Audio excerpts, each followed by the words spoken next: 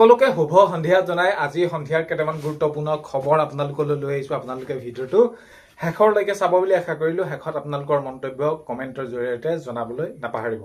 আৰু এইখিনিতে ভিডিঅ'বিলাকত সদায় আপোনালোকক কোৱাৰ দৰে চেনেলটোলৈ আপোনালোক যিসকল নতুনকৈ আহিছে চেনেলটো ছাবস্ক্ৰাইব কৰাৰ লগতে কাষত থকা বেল আইকনটো প্ৰেছ কৰি অল কৰি থব, যাতে নতুন এটা ভিডিঅ' দিয়াৰ লগে লগে আপোনালোকে আগতীয়াকৈ চাবলৈ পায়।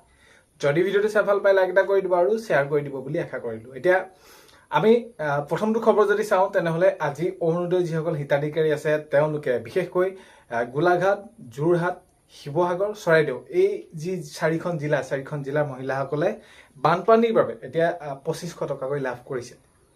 এতিয়া যদি আপোনালোকৰ কিবা কাৰণত সোমোৱা নাই টকাটো, তেনেহ'লে আপোনালোকে অতি সোনকালে আধাৰৰ সৈতে আপোনালোকৰ বেংক একাউণ্ট লিংক হৈ আছেনে নাই সেইটো আপোনালোকে খবৰ কৰক। এতিয়া সেইটো আপোনালোকৰ লিংক নহ'লে আপোনালোকৰ টকাটো কি হ'ব, ৰৈ যাব। আৰু আপোনালোকে পিছত এই খবৰটো কৰি আপোনালোকৰ যদি লিংক হৈ থকা নাই বুলি কয় লিংক কৰি দিয়ে, তেনেহ'লে আপোনালোকে একাউণ্টত সোমাব। বহুত বেছি চিন্তা কৰাৰ প্ৰয়োজন নাই, যিহেতু বহুতে এতিয়া সুধি আছে যে পইচাটো মোৰ একাউণ্টত এতিয়াও সোমোৱা নাই। এইটো আপোনালোকক জনালোঁ, 2500 টকাকৈ আপোনালোকক দিছে। নেক্সট খবৰ যদি চাওঁ তেনেহ'লে বানপানী শুকাই যোৱাৰ পাছত অৱস্থা বহুত বেছি ভয়ংকৰ হৈছে।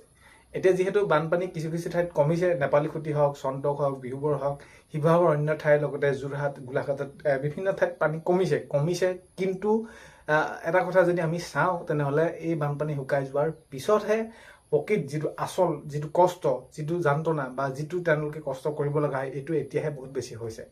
চাৰিওফালে দুৰ্গন্ধময় পৰিৱেশ।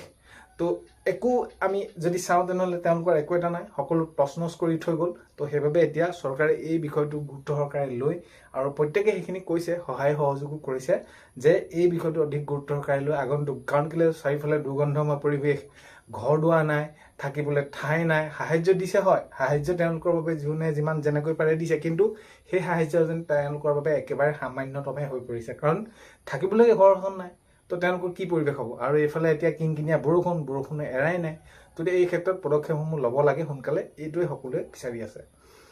নেক্সট খবৰ যদি চাওঁ, এই যে গৃহহীন হ'ল লোকসকল, তেওঁলোকৰ পশুধন শেষ হৈ গ'ল, উটি গ'ল, তেওঁলোকৰ ঘৰ দুৱাৰ ভাঙি ছিগি গ'ল, তেওঁলোকৰ গাড়ী আছিলে যদি শেষ হৈ গ'ল, কোনোবা মৃত্যুমুখতো পৰিছে। তো এই বিষয়টোক লৈ এতিয়া অখিল গগৈ ডাঙৰীয়াই হওক এই বিষয়টো কৈছে যে 10 লাখ টকাকৈ দিব লাগে।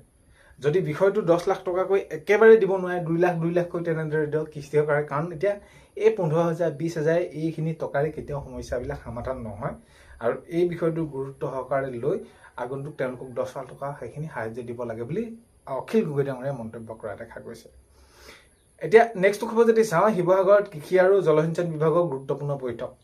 এতিয়া এই কাৰণে বৈঠক অনুষ্ঠিত কৰিছে যে কৃষকসকলৰ অৱস্থাটো আপোনালোকে গম পালে যে খেতিটো একেবাৰে শেষেই, বাকীটো মই আৰু নকৰোঁৱেই, ঘৰ দুৱাৰটো শেষ হ'ল যেতিয়া কৃষকৰ খেতি যি সপোন সেইখিনি আৰু ক'ত থাকিব। তাতে এই বিষয়টো লৈ কেনেদৰে যাতে আগন্তুক সময়ত তেওঁলোকক সেইখিনি বীজ যোগান ধৰিব পাৰে বা কঠীয়া যোগান ধৰিব পাৰে। কেতিয়াবা আমি যদি চাওঁ তেনেহ'লে সেইখিনি ধান সিঁচি দিলেও কেতিয়াবা সেইখিনি হয়। এতিয়া এই বিষয়খিনি লৈ আলোচনা কৰা দেখা গৈছে, আলোচনা কৰিছে। কিন্তু এতিয়া আৰু এটা কথা কৈছে যে আমি ফল মূলৰ গছ পুলি দিম। তো এইবিলাক ফল মূলৰ গছ পুলি আমাৰ ইয়াতো নহ'ব, এইখিনি পথাৰত ক'ত কৰিব সেইখিনি। আৰু ফল মূলৰ সেইখিনি প্ৰডাকশ্যন হয় মানে এই সকলো লোক কেনেদৰে জীয়াই থাকিব। বাৰু যি কি নহওক, আদৰণীয় এটা পদক্ষেপ লৈছে, আমি সকলোৱে গ্ৰহণ কৰিম। কিন্তু কথাটো হ'ল কি, এই যে যিটো পৰিমাণৰ খেতি কৰিলে এই পদক্ষেপেৰে তেওঁলোকৰ বাবে তেনেই সামান্য নহ'ম। কাৰণ কেলৈ কোনোবাই যদি খেতি কৰোঁ বুলিও ভাবিছে ফল মূলৰ, সেইখিনি ফল মূল উৎপাদন হয়গৈ মানে তেওঁলোকৰ অৱস্থাটো কেনেদৰে চলিব। তো এই বিষয়খিনি লৈ আচলতে আলোচনা এটা হৈছে আৰু কেনেদৰে সহায় কৰিব পাৰি, বিশেষকৈ কঠীয়া ক্ষেত্ৰত যদি চাওঁ এইখিনি সহায় কৰাৰ কথা ইতিমধ্যে তেওঁলোকে কৈছে। তো সেইখিনি দেখা যাব আগন্তুক সময়ত কি কৰে। নেক্সট খবৰ যদি চাওঁ, অবৈধ খনন আৰু অবৈধ যি খনন হ'ল কয়লা, শিল আৰু তাৰ বাবে হৈছে বানপানী বুলি এনেদৰে জনাইছে ৰকিবুল হুছেইন ডাঙৰীয়াই। ৰকিবুল হুছেইন ডাঙৰীয়াই জনাইছে যে অবৈধভাৱে যিহেতু শিল হওক, কয়লা হওক, তো এইবিলাক খনন হ'ল। তো এই কামবিলাক চলি আছিলে আৰু এইবিলাকৰ কাৰণে এনেকুৱা ধৰণৰ এটা আজি পৰিস্থিতিৰ সন্মুখীন হ'ব লগা হ'ল বুলি তেওঁ মন্তব্য কৰা দেখা গৈছে। নেক্সট খবৰ যদি চাওঁ, পুনৰ নেপকৈ এৰিলে দৈয়াঙৰ পানী। তো এতিয়া দৈয়াঙৰ পানী পুনৰ এৰি দিছে, কিন্তু এতিয়া অধিক ভয়াৱহ হ'বলৈ গৈ আছে। আৰু এতিয়া আপোনালোকে যদি পৰিৱেশসমূহ চায় তেনেহ'লে এইকেইদিন বিশেষকৈ ধাৰাসাৰ বৰষুণ হৈ আছে। বৰষুণবিলাক ইমানেই হ'বলৈ ধৰিছে যে আজি যদি ঘণ্টা 2 ঘণ্টা ৰ'দ দিছে আৰু গোটেই প্ৰায় দিনটোৱে বৰষুণ দি থকা তেনেকুৱা ধৰণৰ পৰিলক্ষিত হৈছে। আৰু চাৰিওফালে এতিয়া আকৌ পানী এনেদৰে বাঢ়িবলৈ ধৰিছে। নেক্সট খবৰ যদি চাওঁ, শিৱসাগৰত অখিল গগৈ ডাঙৰীয়াৰ সংবাদমেল, তেওঁ সংবাদমেল সম্বোধন কৰিছে, কেনেকৈ আকৌ ৰাইজক সহায় কৰিব পাৰি এইখিনি চিন্তা চৰ্চা কৰা দেখা গৈছে।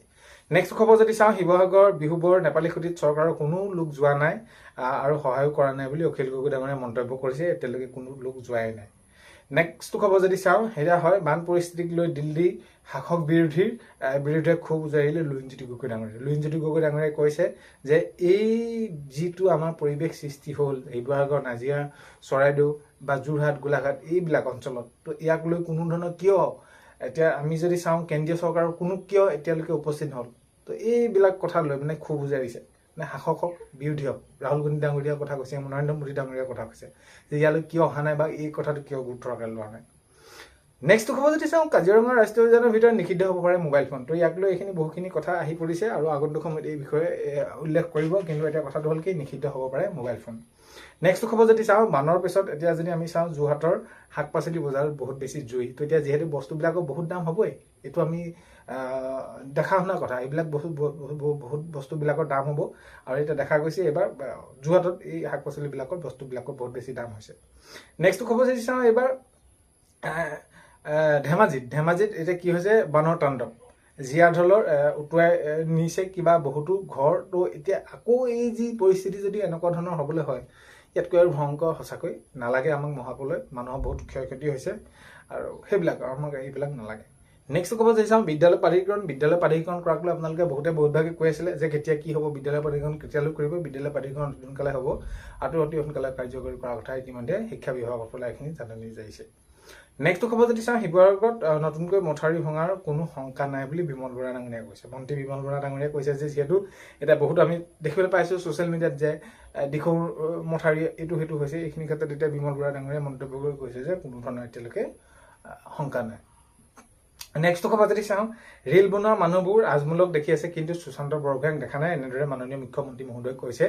এইটো ক'ব বিচাৰিছে যে চৰকাৰে ৰাইজক সহায় কৰি আছে, বাকী যিসকলে যেনেদৰে কৰিছে কিন্তু চৰকাৰে বহুতখিনি যেনেদৰে কৰিব পাৰে কৰি আছে। ফচল বীমাৰ জৰিয়তে এতিয়া কৃষকসকলে লাভ কৰিব সেইখিনি ক্ষতিপূৰণ। আপোনালোকে যদি কৰা নাছিলে সেইখিনি কৰিলে হয়তো নিশ্চয় আগন্তুক সময়ত তাৰ ক্ষতিপূৰণ আপোনালোকে লাভ কৰিব। তো আজি 1 আগষ্টৰ সন্ধিয়া খবৰ এইকেইটা আপোনালোকক জনালোঁ। ভিডিঅ'টো আপোনালোকে শেষলৈকে চোৱাৰ বাবে বহুতেই বেছি ধন্যবাদ। এইখিনিতে আপোনালোকক এটা অনুৰোধ কৰিম, চেনেলটোলৈ আপোনালোক যিসকল নতুনকৈ আহিছে চেনেলটো ছাবস্ক্ৰাইব কৰাৰ লগতে কাষতে থকা বেল আইকনটো প্ৰেছ কৰি অল কৰি থ'ব, যাতে নতুন এটা ভিডিঅ' দিয়াৰ লগে লগে আপোনালোকে আগতীয়াকৈ চাবলৈ পায়। আজিলৈ ইমানেই, অন্য এটা ভিডিঅ'তে লগ পোৱাৰ আশাৰে বাই।